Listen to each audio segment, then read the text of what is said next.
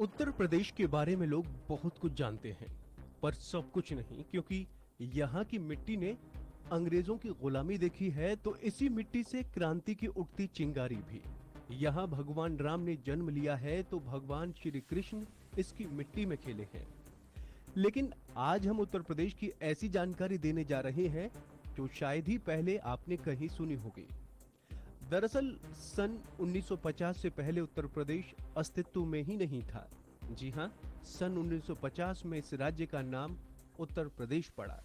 उससे पहले Uttar Pradesh United province के नाम से जाना जाता था।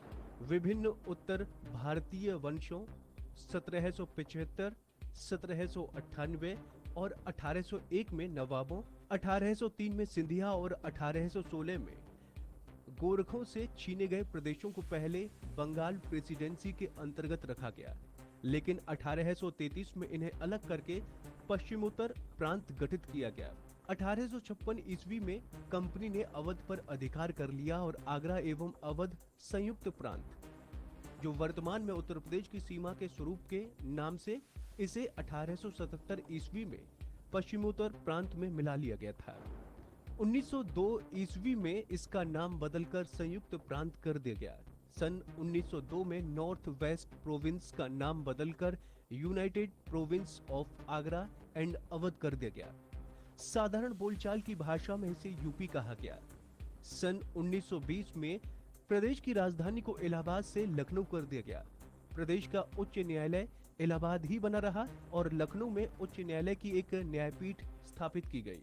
1950 में नए संविधान के लागू होने के साथ ही 12 जनवरी सन 1950 को इस संयुक्त प्रांत का नाम उत्तर प्रदेश रखा गया और ये भारतीय संघ का राज्य बना।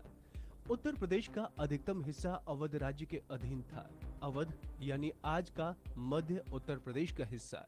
इस हिस्से में लखनऊ से फैजाबाद तक का भूभाग आता था। उत्तर प्रदेश की आबादी 20 करोड़ से अधिक है। इस तरह दुनिया के सिर्फ 5 देश ही उत्तर प्रदेश राज्य से अधिक आबादी वाले देश हैं।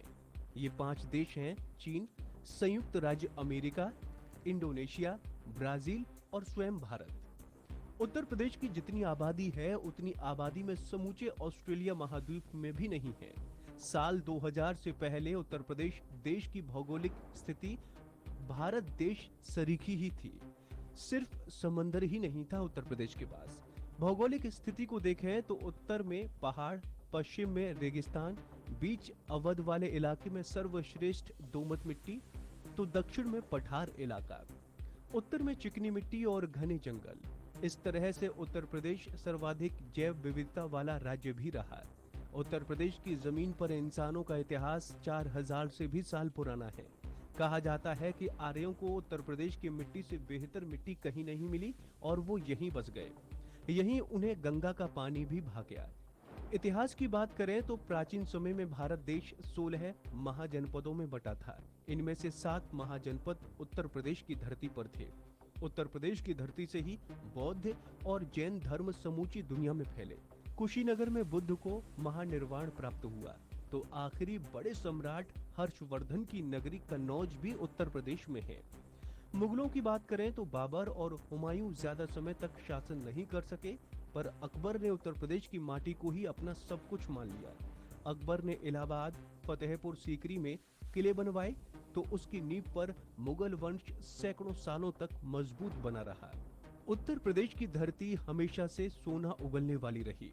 अंग्रेजों को इस सोने की खान की जानकारी थी, तभी तो उन्होंने बंगाल हाथ में आने के बाद उत्तर प्रदेश पर कब्जे के लिए अपना सब कुछ झोंक दिया। उत्तर प्रदेश ने देश को सर्वाधिक प्रधानमंत्री दिए हैं। कहा जाता है कि दिल्ली के सत्ता की राह उत्तर प्रदेश से होकर गुजरती है। जवाहरलाल नेहरू, लाल बहादुर शास्त्री, इंदिरा गांधी, चौधरी चरण सिंह, राजीव गांधी, वीपी सिंह, चंद्रशेखर, अटल बिहारी वाजपेयी और अब प्रधानमंत्री नरेंद्र मोदी। कुल 14 में से 9 प्रधानमंत्री उत्तर प्रदेश की धरती से आए।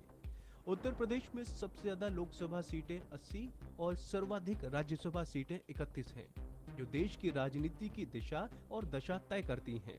उत्तर प्रदेश की विधानसभा सदस्यों के लिहाज से देश की सबसे बड़ी विधानसभा है। उत्तर प्रदेश की विधान परिषद में कुल 10 सदस्य हैं।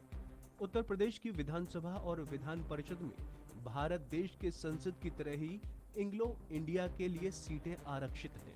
विधानसभा और विधान परिषद में एक एक सीटें आंग्ल भारतीयों के लिए सुरक्षित हैं। उत्तर प्रदेश ही तमाम बोलियों की शुरुआत की जमीन है।